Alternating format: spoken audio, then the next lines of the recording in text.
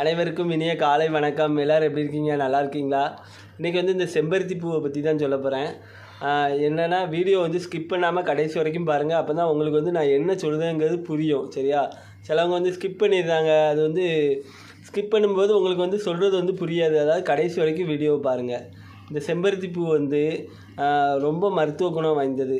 என்னென்னா காலையில் நம்ம வெறும் வயிற்றில் வந்து வெறும் பூ இருக்குது பார்த்திங்களா?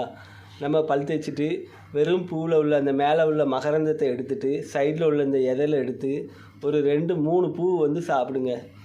இது வந்து எதுக்குன்னா முதல்ல வந்து இதய படபடப்பு வரதை ஹெல்ப் பண்ணும். எங்கள் அம்மாவுக்கு வந்து ரொம்ப படபடப்பு வந்து அதிகமாக வரும் இப்போதும். அதனால் இதை சாடுமான்னா கேட்கவே மாட்டேங்க. இன்றைக்கி தான் நான் இதை பறித்து கொடுத்தேன்.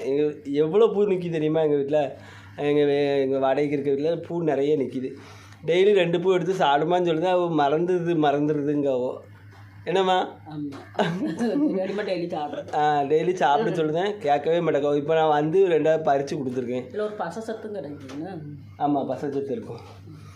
இந்த பூ வந்து 2 பூ மட்டும் டெய்லி சாப்பிடுங்க. ரொம்ப அது மேலே சாப்பிட்றது உங்கள் விருப்பம். 2-3 பூ சாப்பிட்டாலே இந்த இதே படபடப்பு வந்து குறையும். சரியா? வீடியோ தொடர்ந்து பாருங்கள். நிறைய பேர் லைக் பண்ணாமல் பார்த்துட்ருக்கீங்க. நம்ம சேனலில் வந்து அடுத்தடுத்து ஒவ்வொரு இதாக போடுவேன். இந்த பூவை பற்றி காமெடி மட்டும் கிடையாது, ஃப்ளாக்னாலே எல்லாமே நான் போடுவேன். வீடியோ பிடிச்சா லைக் பண்ணுங்கள், கமெண்ட் பண்ணுங்கள். நன்றி.